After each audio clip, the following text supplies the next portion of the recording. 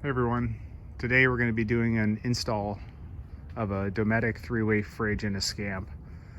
This Scamp's never had an air conditioner. It originally came with an icebox in the kitchen area down here. So today I'll go through a few things that we're going to do to get this brand new refrigerator installed. Of course, for the 3-way, you got to have propane. It runs off a 12 volt as well, and also AC wall power. So a couple of items that I need to install today. One, for safety reasons, you got to put a propane detector in it. These are hardwired to 12 volts, so they stay on, so there's no way to turn them off, no batteries to die. They use very little power, but they only last about 6 years, so you need to replace them every 6 years. They're about 50 to 70 bucks. I got this one locally at San Diego Trailer Supply, which is a great store here in San Diego. Has a lot of stuff in stock. Next, I'm gonna have to cut 2 holes in the side for these grills. I went with these Norcold grills just because I think they look a little bit better than the Dometic grills. The Dometic grills were a little bit larger, and Scamp was out of stock on them, and they're kind of expensive on Amazon. No one else really seemed to have them, so I ended up going with these ones. These were, I think, about $35 each, and they're going to be installed on this side. I was starting to mock it up. I was thinking about putting it above the belly band, but I'm probably not. They're both going to be below the belly band, one at the bottom, one just below the belly band. One's the inlet, one's the outlet.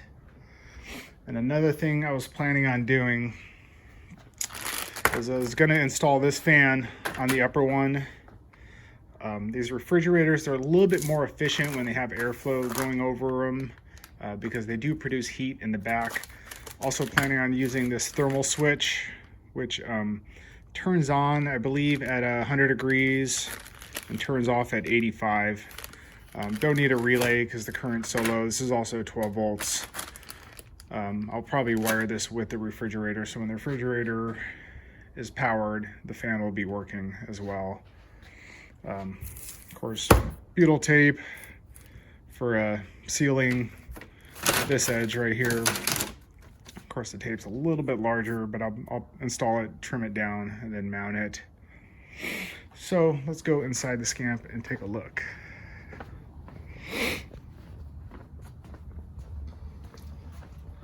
So here's our refrigerator. My parents were nice enough to purchase this for me for my birthday and Christmas. These are really nice to have. A little bit pricey for what they are, but that's just the way RV stuff goes. It's the price you pay for having a 3-way refrigerator.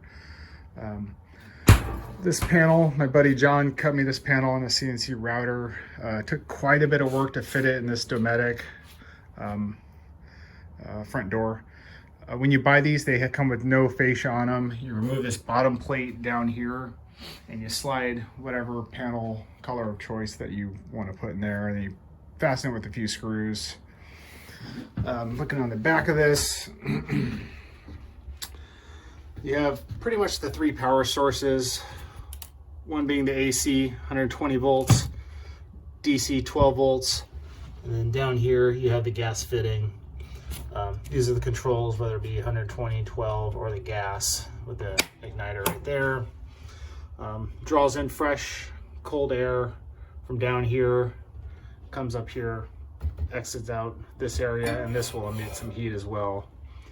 So that's why I want to have the fan in there, just so this thing can run a little bit more efficiently. This is where it's going to go. I originally was not planning on putting a fridge in here. I was just going to keep the icebox until I received this as a gift. So when I ran my copper line up to the gas stove, I was not planning on putting a fridge. So if you have a Scamp that has an icebox or a bowler or any other small trailer, you're going to need to cut that line, add a T to it, and then flare all the ends. Flare tool's somewhat inexpensive at Home Depot. It's not too bad. I was fortunate enough to borrow one.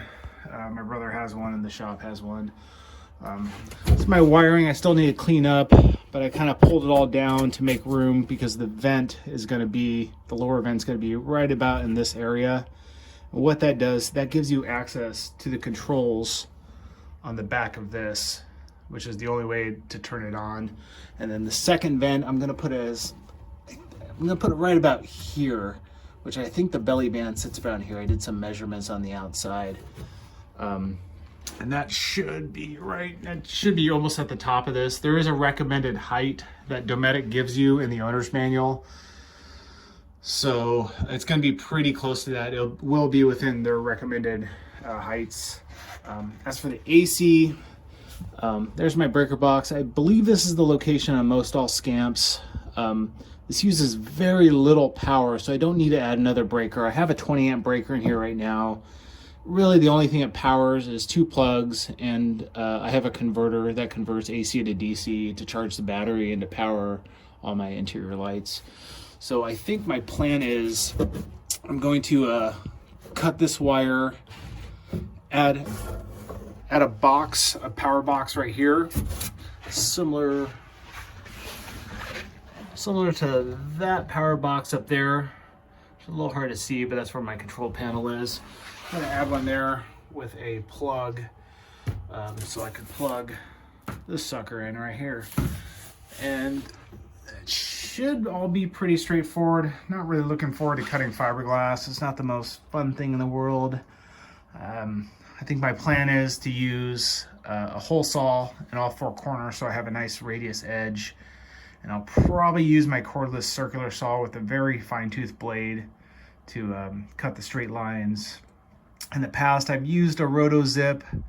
I may still use that to kind of cut it once I get a little bit closer to the hole saw cuts, just for a little bit cleaner installation. I have a bunch of this foam. I was thinking about insulating here and here. And the other thing that's really important that I'm running into with this setup is Dometic says this unit must be completely sealed off from the interior. So the problem with that is between here and here, I need to have it closed off somehow. So my plan is I'm gonna do some blocking. Block here that I cut already. And then I did an upper plate. This is my upper plate. And where that's gonna go is it's gonna mount up in this area, kind of along that wood support beam, and that little notch that's right there is going to fit up in there. And I'll probably seal it off with probably some caulking or weather stripping. And then to fill between this panel, I have something that's really similar to, actually it's a big sheet of this really thin, I think it's just called paneling. I have some of it left over from this project from adding the shelves in here. So I'm gonna just build a small panel. I made some templates out of cardboard. This one actually goes this way. So this is the radius of the Scamp body, which has a curve. So what I did with that, to figure that out, is you can see I have hash marks up here with 2 inches. I also had hash marks on that back wall. I just measure every 2 inches and then transfer it onto here, and then just kind of generally follow a curve on that. So cardboard cutouts are your friend on a Scamp where everything has a curve. Kind of what I'm dealing with here. That's all. These cardboard chunks are all for the foam that should be showing up a little bit later this week. All right, gonna go over some of the tools you're going to need for this install. First off, I'm not a professional RV technician. I'm kind of winging this just based on kind of seeing other RVs and trying to figure it out on my own and reading the owner's manual. First things first, coffee, most important. Basic stuff like drill, power screwdriver, it helps, makes it a little easier. Cutting the fiberglass is this cordless Makita with a really fine tooth finish saw. Works pretty good, just go real slow. You can even plunge cut with it, which is kind of nice, so you don't have to do starter holes. You can't cut all the way to the edge if you're doing a corner, so typically I'll switch to this to finish up the corners. Just use like a real fine-tooth saw. They don't last real long with fiberglass. You could also use a roto zip or like a rotary tool. This one's currently set up as a router, but they do make a spiral cutting bit that works pretty good with fiberglass. This tool can sometimes get a little unruly. I've had them kind of jump on me or have the bits break. For install, rivet gun makes this a lot easier. Rivets are a little bit more ideal for trailers because they don't vibrate loose like a tapping screw would. Since you are just you mostly only going into fiberglass, you're not always going into fiberglass and then wood. Next is the flaring tool for doing the propane gas lines. This is the cutter. Just kind of go around it a few times, light pressure. Then you got to deburr the edge of the copper. The flaring tool pretty much puts this end on it, and then there's a brass fitting that goes over it. This flaring tool is real nice to use. It's not mine, I'm borrowing it. It's about $130.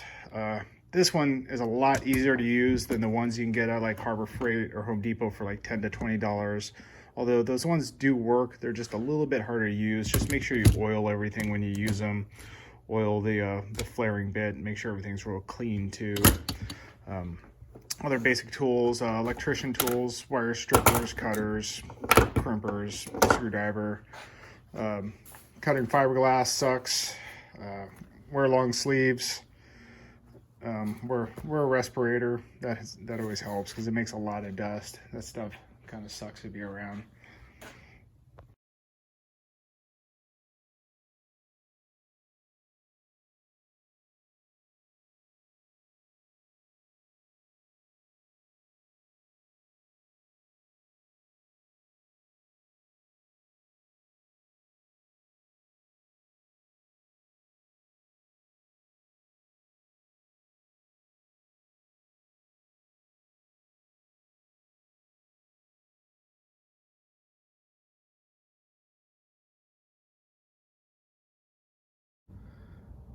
So I got one of these installed.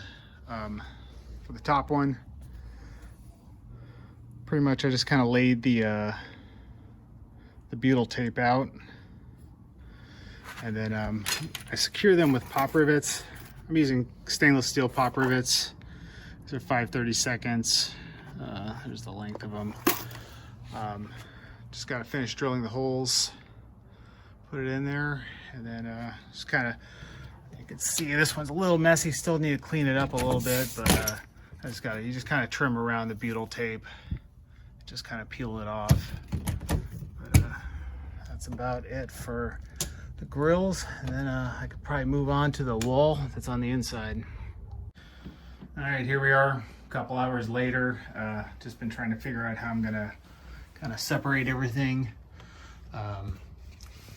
Pretty much got the wall built, pop riveted that rail in, had to shim it out a bit because the wood support that is up there is not very straight, as you can see. Well, now that I see.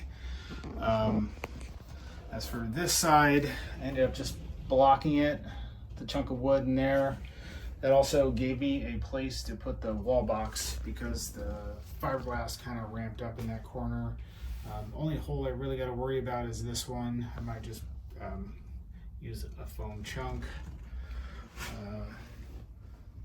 There's the panel on the inside. There's the low voltage or the 12 volts wires. Unfortunately, all I had was black and red, and I'm using black as a ground, and most trailers I know are white for ground. That's going to go to the fuse box. I got the outlet installed. I pretty much just cut this wire, cut that Romex, teed it off back here, and then it just continues back to the plug that I have back here. So right now I got the gas lines flared. I've heard mixed things about using hard copper lines. Mine, I use a lot of hold downs to keep them from moving. Also, they're pretty accessible, so if they have a problem, I can get to them and redo them fairly easily. Here we are, about 8 hours later. Got this sucker installed. I had to have it in and out about 5 times to get the fit. You can see how tight this thing is. This plate runs all the way to the back. Actually, it runs a little bit under this thing. So if you install one of these, just make sure that it has enough room to get in here. This is the shortest flare I had to do. There's one that's running upward up to the stove. 12 volt I don't have hooked up yet. The 120 volt is hooked up. It is getting warm, so it should be working. It does have a little bit of smell. Let's go look at it on the inside. So there we are, installed. It didn't fit as flush as I wanted it to. I had to trim quite a bit. I actually trimmed a little bit too much off of this side, so I ended up putting aluminum strip there that kind of fills it. You won't ever see that. So we're getting there. Still not cold yet. These take a long time to get cold. But it's getting dark here, so tomorrow I'll hook up the 12 volt and I guess I'll test the propane. All right, so last night got a little bit more work done on it. Did get it installed. Got the fan in. Come on, baby. So it's pretty much a computer fan. I know they're not 100% waterproof, but I don't really think too much water is going to be getting in here. Wired the ground to this thermal switch. It's pretty much a little steel plate in there. Once it gets 100, it snaps and completes the ground circuit. And then once it gets down to about 85, it turns off. So when it starts getting real hot in this area, at least I get a little bit of airflow going through here. I still don't have it wired. I think I'm gonna wire that to a switch, just so if the trailer's like parked out in the desert or in the sun, the fan won't run and kill the battery. As you can see, I don't quite have the DC 100% done yet. This is for the fan. They do say do not wire anything additional to this. This needs to be on its own circuit. There is no positive and negative for the DC side. Since it's a heater, it doesn't matter which side it's on. There's all my pipes. I tested it last night on AC. It seemed to work good. It took about an hour to get cold. Check the propane, check the leak with soapy water. Just kind of spray everything when it's under pressure. Everything seems to be sealed up nice and tight and working good. And I tested on propane. Had a little bit of flame down there and it seemed like it was working good. Here it is, 100% done. Got the switch mounted for the fan. Used a little couple amp fuse just to separate the fan from the rest of the unit. Tested the fan with a heat gun. Seemed like it's working pretty good. Running on DC right now. I tested the AC last night and the propane. They were both working really well.